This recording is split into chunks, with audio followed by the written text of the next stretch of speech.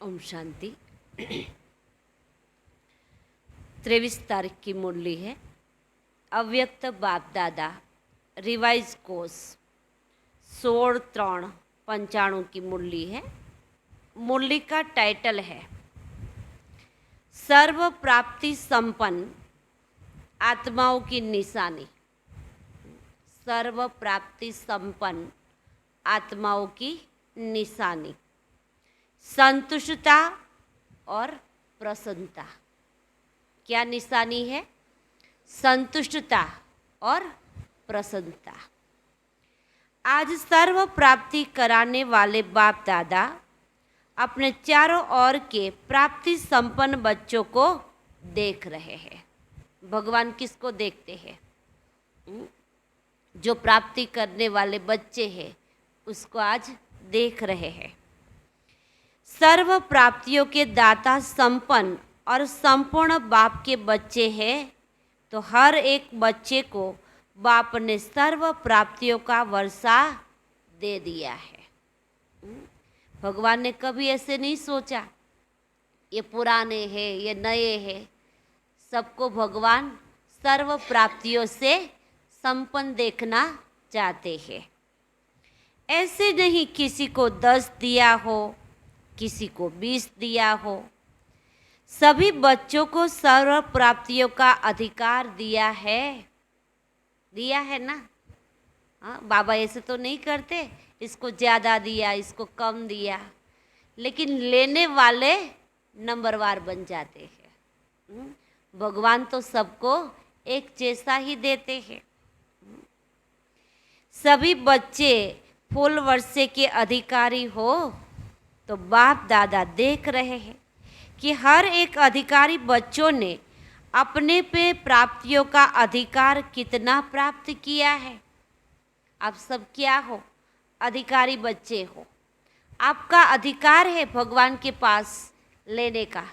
हाँ, मांगने का नहीं, लेने का। मांगते कौन है? जो पहचानते नहीं वही मांगते हैं। हम तो अधिकारी बच्चे हैं।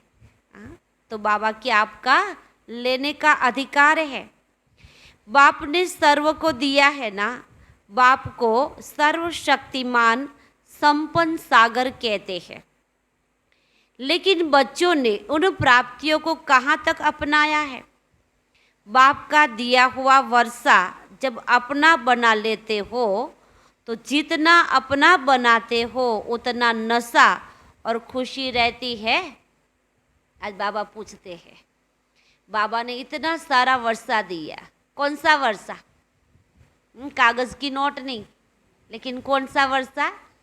ज्ञान, सुख, शांति, आनंद, प्रेम, पवित्रता, सर्व शक्तियों और सर्व गुणों का वर्षा बाबा ने हम बच्चों को दिया है। तो बाबा पूछते हैं, आप लेते हो उतना नशा है, खुशी है? हाँ, बाप ने तो दे दिया। हाँ, मेरा खजाना है, दिया बाप ने, लेकिन अपने में धारण कर अपना बना लिया क्या?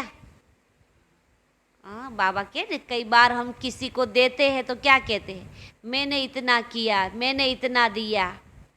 दिया किसने? भगवान ने दिया ना। और हम नाम किसका लेते हैं?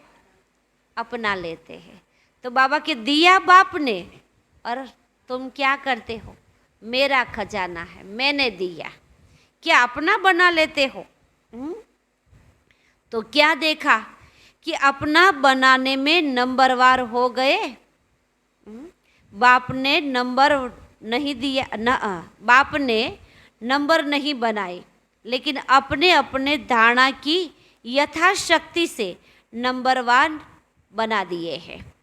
संपूर्ण अधिकार व सर्व प्राप्तियों से संपन्न आत्मा जो सदा अमृत वेले से रात तक प्राप्तियों के नशे व अनुभव में रहती है, उनकी निशानी क्या होंगी?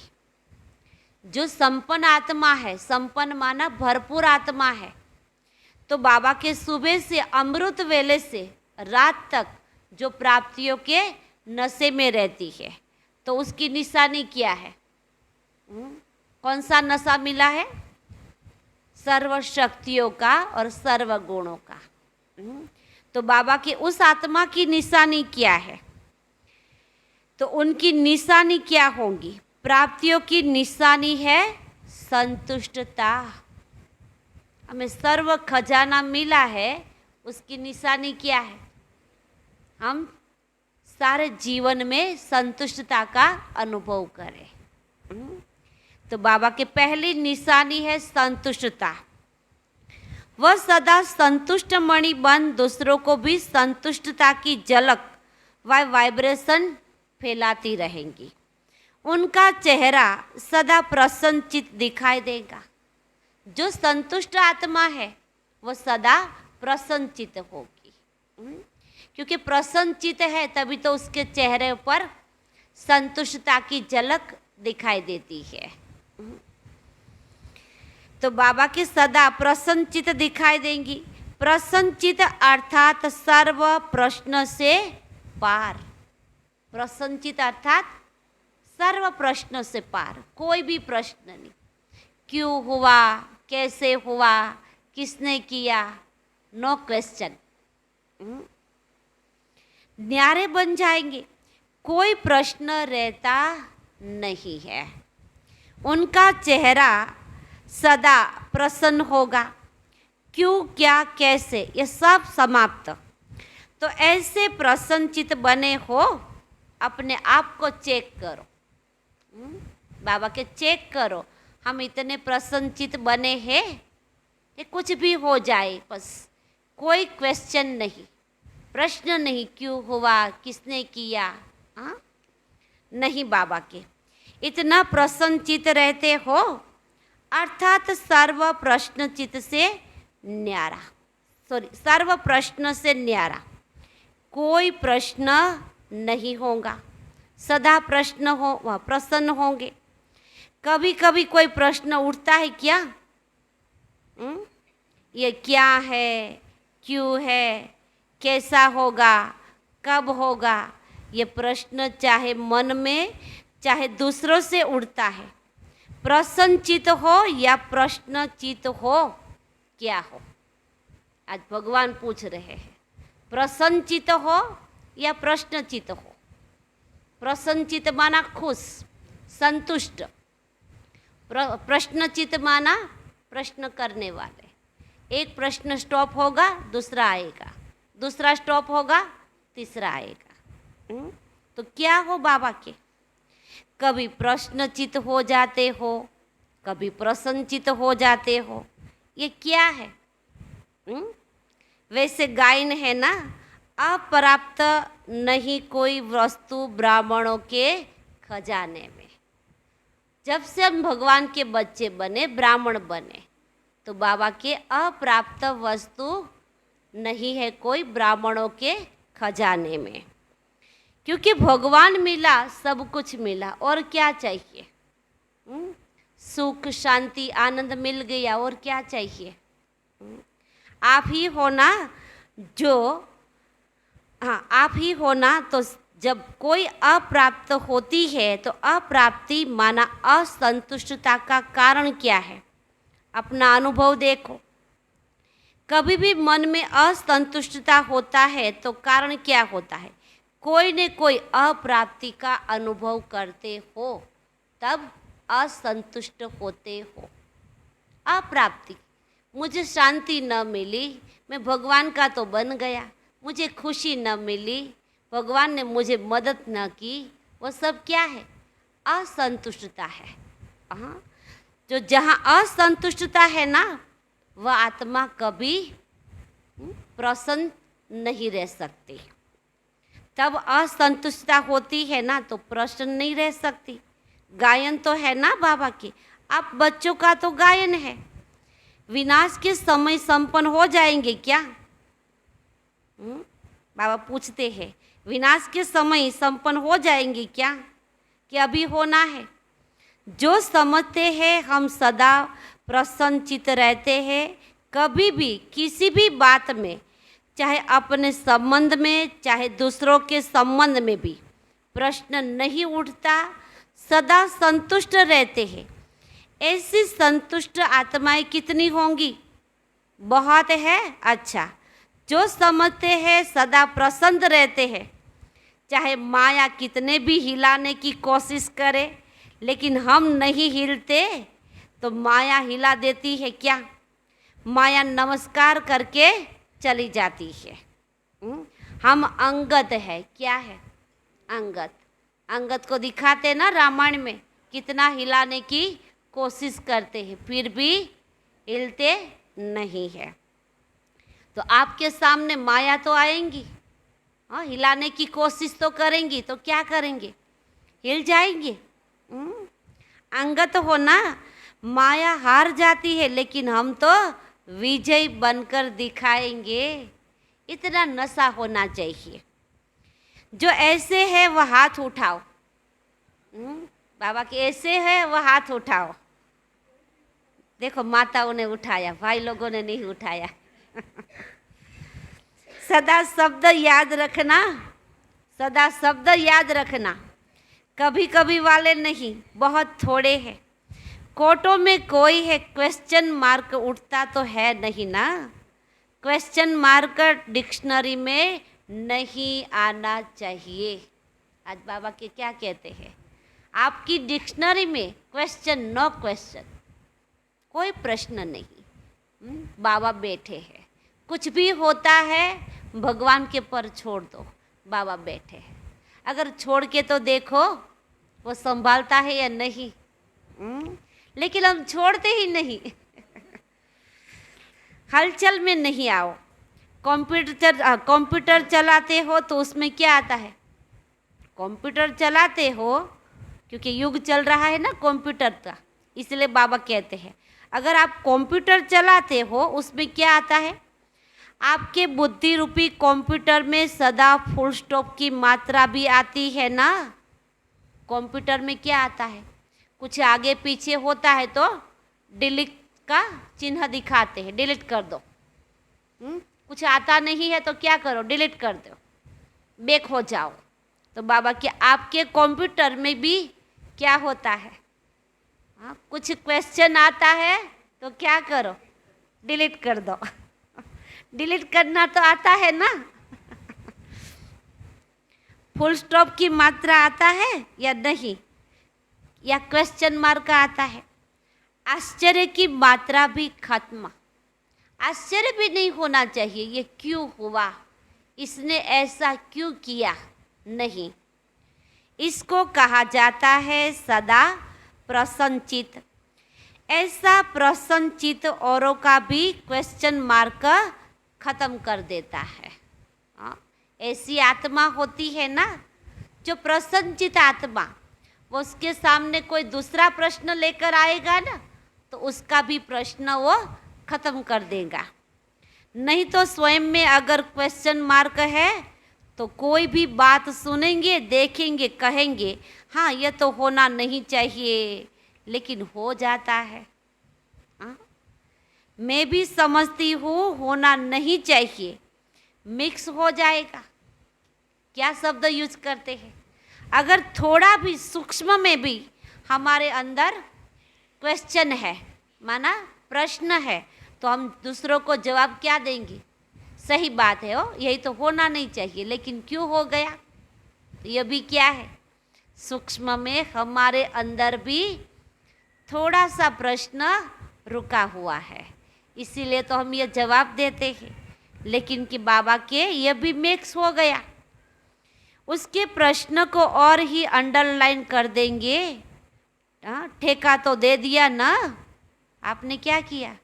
हाँ सच बात है, आप कहते हो ना नहीं होना चाहिए, आपके साथ ऐसा क्यों हुआ? तो बाबा क्या आपने क्या किया? ठेका दे दिया। ठेका तो दे दिया ना कि हाँ ये ठीक नहीं है। क्या कहते हैं? हाँ ये ठीक नहीं है, लेकिन होता है, तो प्रसन्नचित उसको नहीं किया, लेकिन और ही प्रश्न को आगे बढ़ा दिया। क्या जवाब दिया? उसको प्रसन्नचित नहीं किया, लेकिन और ही उसको प्रश्न में डाल दिया, क्योंकि आपका ठेका मिल गया। सही बात है, आप तो सच हो, आपके साथ तो ऐसा होने नहीं चाहिए, लेकिन क्यों हुआ? तो उसका प्रश्न खत्म हुआ या ज़्यादा बढ़ गया?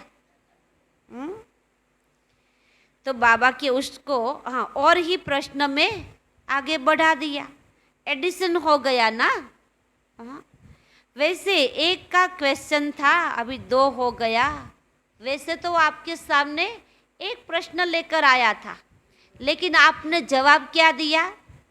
अरे आप तो सच हो, आपके साथ ऐसा नहीं होना चाहिए। दूसरा प्रश्न ऐड हो गया। उसका मंथन चालू। अभी दो हो गया, दो से चार हो जाएगा तो प्रश्न चित्त वाइब्रेशन के बजाय प्रश्न चित्त का वाइब्रेशन जल्दी फैलाव हो जाता है। हाँ ऐसा था ना, साथ दे दिया, आश्चर्य की मात्रा आ गई ना, फिर हम क्या कहते हैं? हाँ वो ऐसे ही प्रश्न लेकर आया, हाँ हम आश्चर्य में आ गए, आश्चर्य की मात्रा आ गई, आश्चर्य की मात्रा आई तो हमने ठेका दे दिया। हाँ आपके साथ ऐसा नहीं होना चाहिए। तो बाबा के उसको क्या कहेंगे? फुल स्टॉप कहेंगे? फुल स्टॉप तो नहीं कहेंगे ना। चाहे अपनी प्रति भी या हाँ चाहे अपने प्रति भी या मेरे से होना नहीं चाहिए, मेरे को मिलना चाहिए, या दूसरों को नहीं होना चाहिए, तो ये चाहिए चाहिए प्रसन्नचित बना सकता है क्या? जो चाहिए चाहिए वाली भाषा है, मुझे ये चाहिए, मुझे प्यार चाहिए, मुझे मान सम्मान चाहिए, तो बाबा की जो चाहिए चाहिए की भाषा है ना, वो कभी आपने को प्रसन्नचित बना नहीं सकते। प्रसन्नचित नहीं बन सकते, कभी नहीं। तो सभी का लक्ष्य क्या है? संतुष्ट बनना है ना। लक्ष्य क्या है? हम क्यों यहाँ आते हैं? संतुष्ट बनने के लिए। जो मिला जैसा मिला सदा खुश। तो नो क्वेश्चन, कोई प्रश्न हमारे सामने आएगा ही नहीं। तो सदा प्रसन्न रहेंगे।